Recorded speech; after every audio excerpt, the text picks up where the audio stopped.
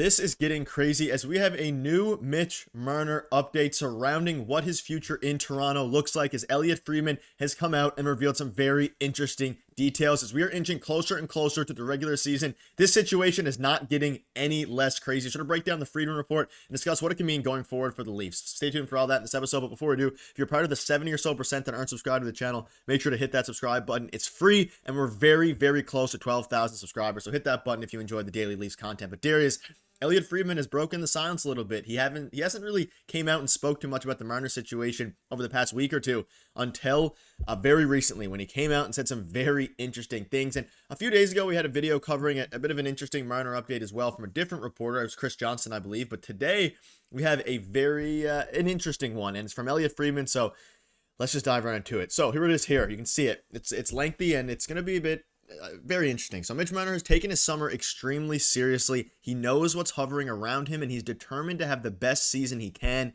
He's also been working out with Sidney Crosby and Nathan MacKinnon, and he's looked dynamite with them, obviously. Marner's agent, Darren Ferris, is known for taking his clients to free agency, but as for Marner, everyone's going to regret it if he leaves. So some interesting things here. That last little paragraph is the one that's most telling about his future in Toronto, his tenure in Toronto, but there's also some other things about how much he's training in the summer. Because I know a lot of Leafs fans are saying that he's may have been lazy this summer, not doing too much because he's not posting on Instagram all of his workouts, but it seems like he's very determined to have a big year, and I'd hope he is, because it is his contract year, and this season is going to ultimately decide, if he tests free agency, that is, how much money he's going to get per year, whether that's 8, 10, 12, 14 million.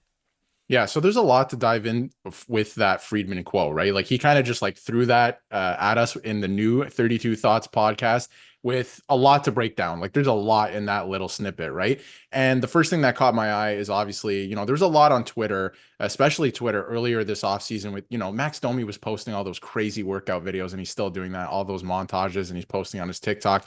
And Mitch Marner isn't doing that. And I feel like people thought because he's not doing that, he's just hanging out at his cottage all summer and not training. And I don't think that's the case. I think he's training really hard. I think he's preparing for a big season here. And it's no surprise to me that he's going to have a massive season this year. He's going to surpass that 100-point total. If he stays healthy, if everything goes to plan, of course, I think he's going to surpass 100 points by quite a bit. I think he's going to have a monster season. And, at the end of the day, it's just, does he stay with the Leafs, right? That is the question at this point. We all know he's a great player, but with the current salary cap structure and the fact that the Leafs committed to Nylander, because when this was a conversation last year, Nylander didn't have a contract either. So it was like, who are they going to pick?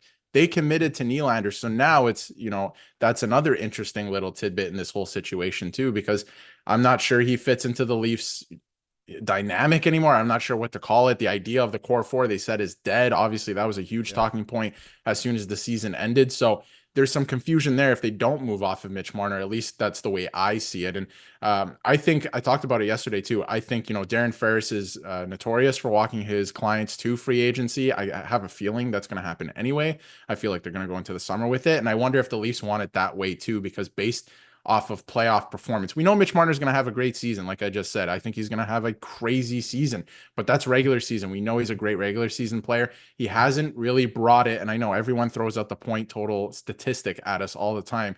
That's not really what I'm looking at in the playoffs. I can't remember a Mitch Marner moment in the playoffs. A lot of the other guys have moments where they come up big for the team.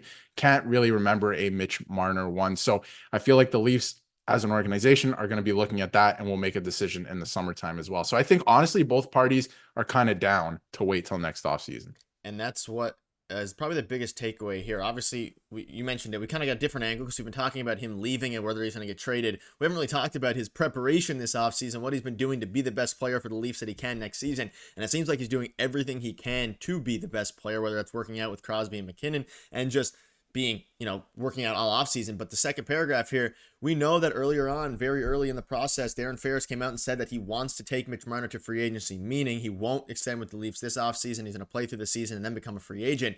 But the quote is very interesting. Everyone's going to regret it if he leaves. Now, everyone meaning probably the Maple Leafs front office. Everyone in the Leafs front office is going to regret it if he leaves. And we spoke about this off camera a little bit, Darius. It's very interesting if he goes ahead and leaves for nothing. Now, you can take the silver lining. I can almost guarantee you that Brad Treliving will say something along the lines of, you get the cap space, you didn't want to pay him $14 million, which is probably ultimately might be the right thing to do.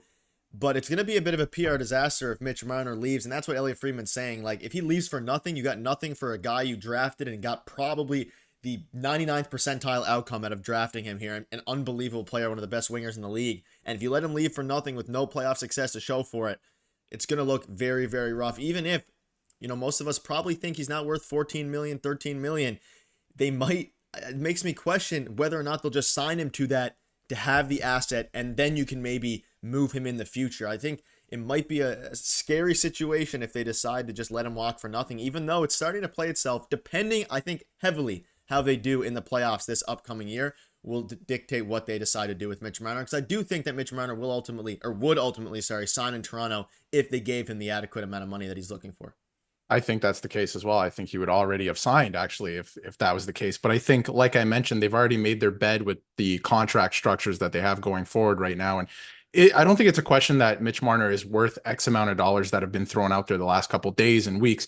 I think he is worth up there in the upper echelon in the league. I do, because he plays in all situations and he's a great player. I saw him play in a charity game, and yes, it was a charity game, but you can obviously tell he was the best player on the ice during that game. And, that just is a testament to his offseason training and all that stuff. But so again, like, I think he's a great player. I just don't know if he's worth, X amount, whatever it is, 13 million, 12 million, whatever we've been talking about on the Toronto Maple Leafs.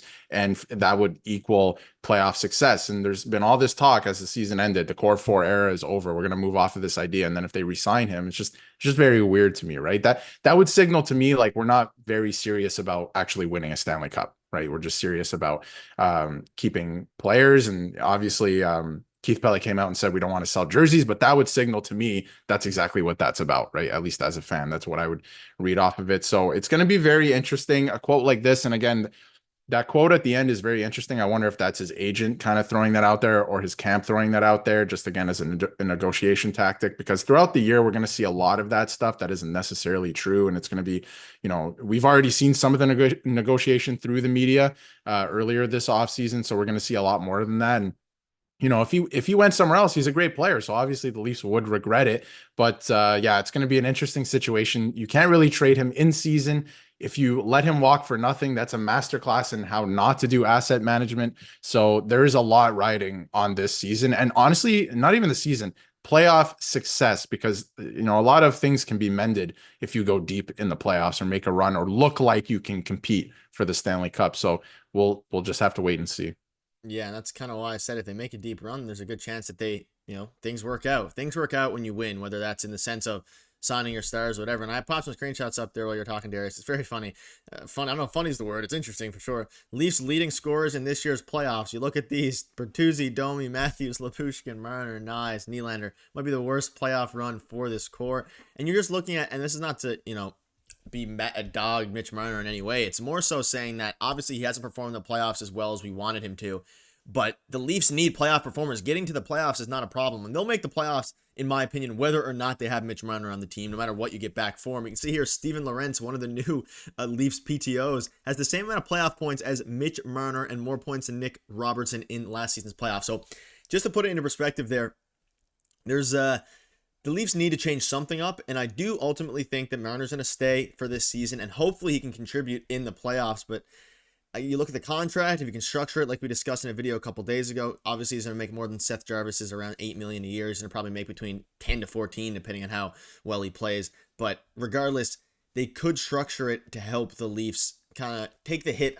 a little bit less. And again, we know that they're in a weird spot between the agent and Mitch Marner, and the team, especially the agent and the front office, is in a bit of an interesting spot, especially because of how early in the process and in this whole debacle that Darren Ferris came out and said that they want to test free agency. So any final thoughts? An interesting report from Elliotte Friedman. I think ultimately the resolution is going to happen soon, in the sense of him just playing for the Toronto Maple Leafs this season.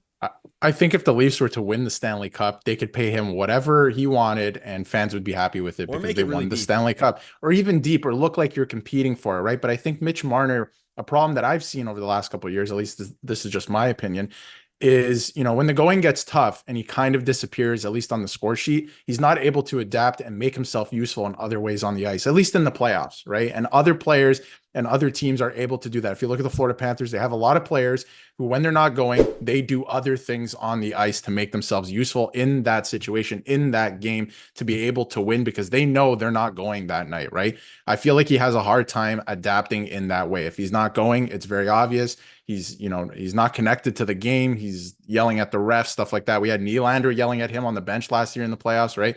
So when you get stuff like that, obviously fans are going to get kind of fed up and fired up. So it's going to be interesting to watch. Regular season, everything's going to go smooth sailing for sure. I think he's going to have a great regular season. A lot of this rides on the playoffs because I do not think he's going to sign a contract extension before next offseason. Yeah, let us know in the comments what your thoughts are on this. It's very interesting as this season inches closer and closer. Let us know. We'll see you guys soon.